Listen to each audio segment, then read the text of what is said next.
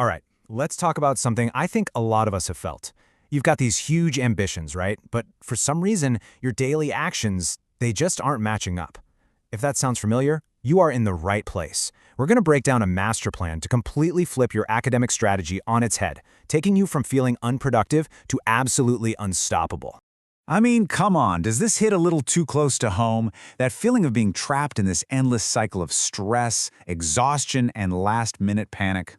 It's funny because it's true for so many people. But here's the thing, it is not a life sentence. It's just a giant, flashing warning sign that your current system is broken. And that leads us to the big, central question we're exploring today. We've been told our whole lives that putting in more hours and more effort is the key to success. But what if that's not just wrong? What if that's the very thing that's holding you back? Okay, so let's dive right in and tackle this beast head on. The myth that just grinding for hours is the only path to getting good grades. The truth is, the quantity of your study time is almost irrelevant if the quality is just plain bad. Just look at this comparison. It tells the whole story. On one side, you have the grinder. This is the person putting in 6 long hours, passively rereading notes, and ending up totally stressed out with C's. Ouch! On the other side, you've got the strategist. They're studying for just 2 focused hours, using smart, active techniques, and they walk away feeling confident with A+. See the difference? This has nothing to do with intelligence. It's all about the method. And this is so important to understand. Your grades are a reflection of your strategy, not your intelligence. So if your grades aren't where you want them to be, please stop telling yourself you're not smart enough. It's a technique problem, not an intelligence problem. And the great news is, techniques can be learned. That's exactly why we're here. All right, before we get to the how-to of studying, we have to deal with the real battleground, your mind. You can have all the best tools in the world, but if your own mindset is working against you, you'll never even get off the starting block. Have you ever wondered why just starting is the hardest part? It's not a moral failing. It is literally a law of physics. Inertia is that invisible force that makes getting off the couch feel like lifting a car. See, procrastination isn't a character flaw. It's physics, and our goal isn't to fight it with willpower, but to outsmart it. And this quote explains why that feeling of inertia is so powerful. Your brain's #1 job is survival, and survival means avoiding discomfort, avoiding risk, avoiding difficult tasks. And what is studying? A mentally challenging activity, so it triggers this ancient alarm system. Your brain isn't trying to sabotage you, it's just trying to protect you from what it sees as a threat. So if our brains are wired for comfort, how do we ever get anything done? Well, we stop waiting for motivation. Let's be real. Motivation is an emotion. It's a spark that comes and goes. Successful students don't rely on it. They rely on habits. Habits are the quiet, mechanical engine that runs every single day, whether you feel like it or not. Okay, mindset rewired? Check. Now it is time for the action blueprint. These are the specific, science-backed techniques that will make your study time brutally effective. It all comes down to these 3 pillars. Forget the endless highlighting and rereading. These 3 techniques are the foundation of working smarter, not harder. This is the core of what separates the strategist from the grinder. Now, the most important pillar is active recall. Think of it this way.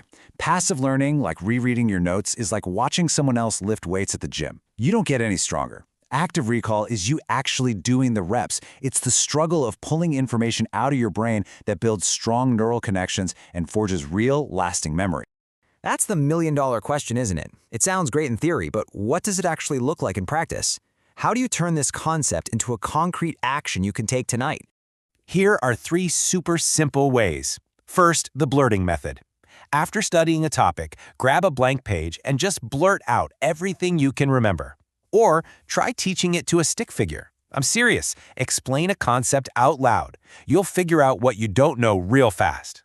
Finally, the classic method. Turn your notes into a series of questions and quiz yourself relentlessly. Next up is spaced repetition. Our brains are designed to forget things over time. It's a feature, not a bug. This technique strategically interrupts that process. You review material just as you're about to forget it, say after 1 day, then 3 days, then a week. This signals to your brain that this information is important, moving it from short-term to long-term memory.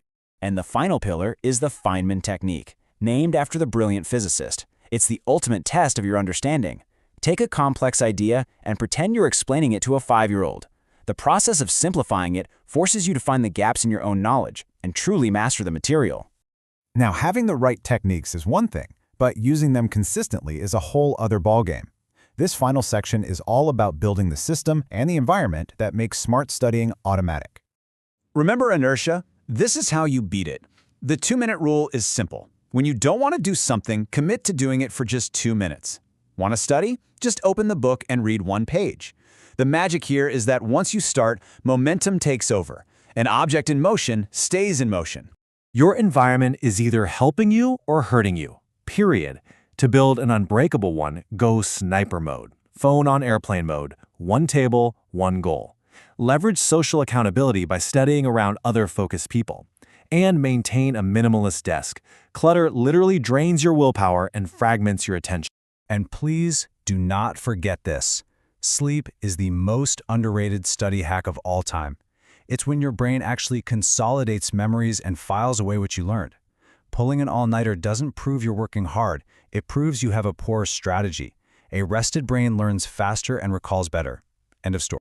So, we've covered the mindset, the techniques, and the system. It's time to put it all together and finally become the strategist. And that's really the ultimate takeaway here. Success in school and in life isn't reserved for the people with the highest IQ.